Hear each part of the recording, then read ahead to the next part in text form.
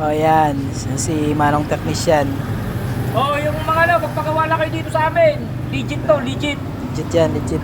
Talagang hindi mo pa Garanti sa- sinususi, umaandar na to. Garanti sabog yan ha. Garantisado.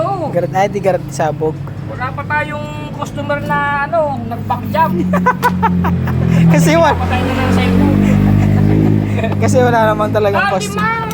Dami 60 pala. volts pala to. Ay, ito yung sira tol oh. Alatado oh. Ayan oh. Oo, nakita na kagad ni engineer. Kitang kita tol. Ano yung ebidensya tol oh. Acid oh. Ano ibig sabihin yan? Pagkaganyan. Ano kasi Wala na. ano kasi yan tol? Fluted Acid, na yan. acid yung battery. Oh, ito yung pang-test natin. Pakita mo to. Para dun sa mga ano, kaalaman natin ha. Dun sa mga yung mga beginner diyan na hindi alam yung sistema ng pag-check ng kuryente ha. O ganito.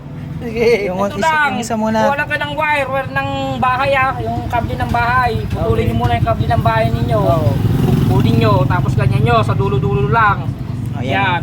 Malakas. Oh, Meron pa yan, meron yan tol. Ah, O, lakas. isa pa. Tindi ng tester Oh, mo. malakas ha. Oh, malakas. Oh, may kuryente, nakikita nyo ba? Kita Oh, po. eto, sigurado to, walang kuryente to.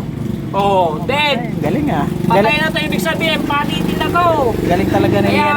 ayaw umandar to, ha? Galing yung O, technician. bukod dyan, siyempre, meron tayong pinaka-legit na tester pa dito.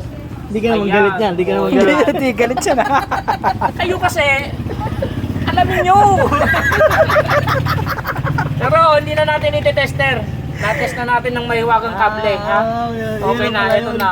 So, bibilan na natin ng isang baterya to. Pero tama ako tol no, isang kita lang no. Nakita Tama, na. oh, nakita ko na, di ba? Ang siyempre, kailangan dalawa talaga.